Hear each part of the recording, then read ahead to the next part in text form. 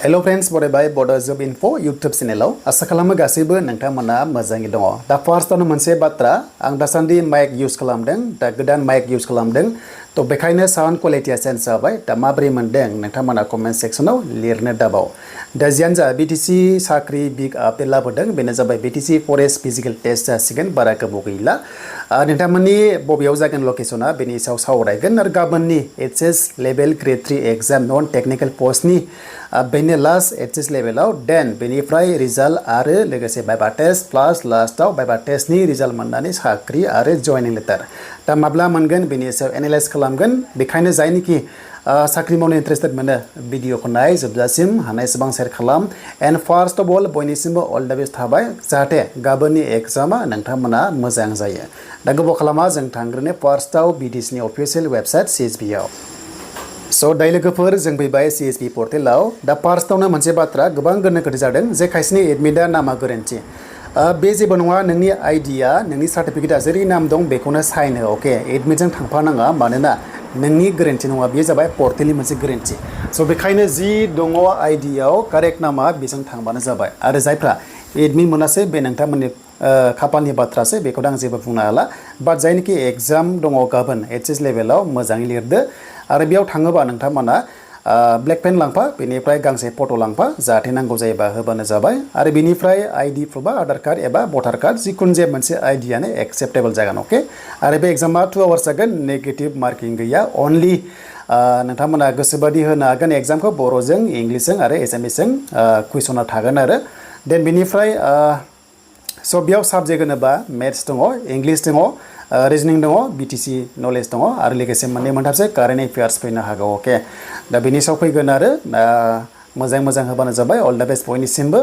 दानिया जों थांसै नेक्स्टआव बेनो जाबाय फरेस्टनि फिजिकेल टेस्ट। दा बे फरेस्टनि फिजिकेल टेस्टआ जाथारसिगोन जुलाइ दानावनो। दा गोबां सर्सआव मोननाय बायदिबा आं नोंथांमोननो माखासे इनफरमेसनखौ होगोन बाट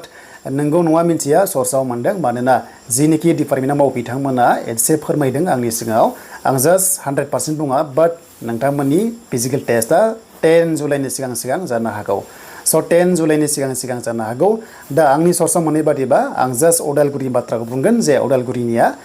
हमना ला जोंहा 26 केम्प दङ ना आरो 16 केम्प दङ बेनो जाबाय जोंहा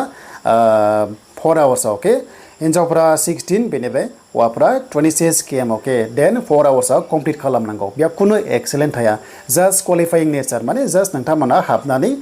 कमप्लिट खालामनांगौ आरो नों थाबायोना खारबाय नोंनि बाथ्रा। दा आसाम पुलिसासो लागोन ना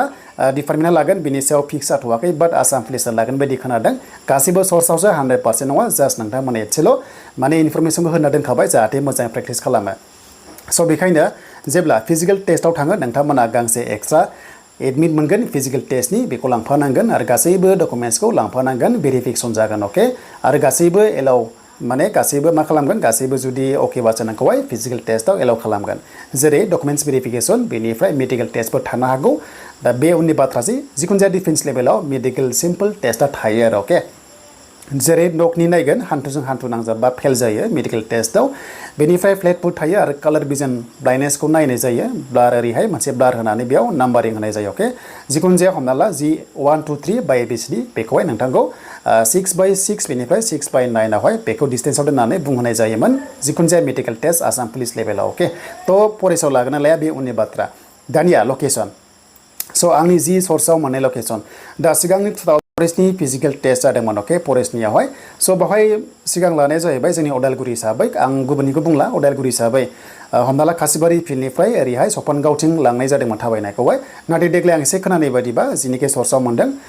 DC अफिसनिफ्राय अके जागायनानै अके ओरैहाय हमना ला कुबिराइलि साइडथिं लांनो हागौ आरो अके कुबिराइलि साइडथिंहाय लांनो हागौ माने बाथ्रा जाबाय जेराव बांसिन ट्राफिक जायो बेवहाय माने फिजिकेल टेस्ट खालामा खारन लामायावसो थाबायनांगोन नालाय बेखायनो जेरावनोखि ट्राफिकआ खम बिथिंहाय फिजिकेल टेस्टखौ कन्डाक्ट खालामगोन बेखौहाय सर्सआव मोननाय जादों। दा बेखायनो नोंथांमोना क'क्राझारना गेस खालाम जे बबेयाव जाथावखौ बाक्सानाबो चिरांनाबो माथिं जाथावखौ तामुलपुरा बेखौ नोंथांमोना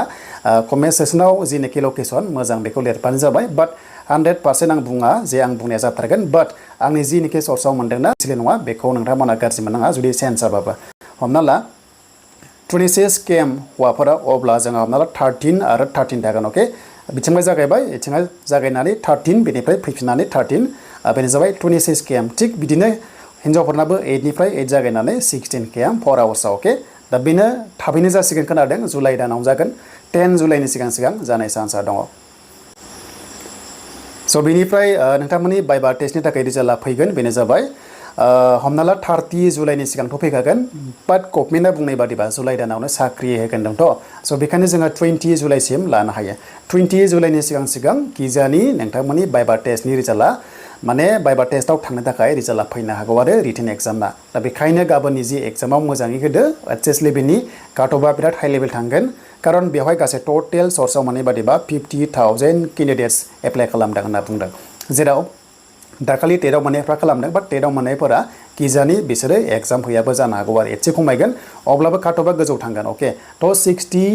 65 प्लास टारगेट लानो नाजाथार एसटि खथायाव एन्ड गुबुन कास्टआ 70 प्लास टारगेट खालामथार कारण पस्टआ खमथार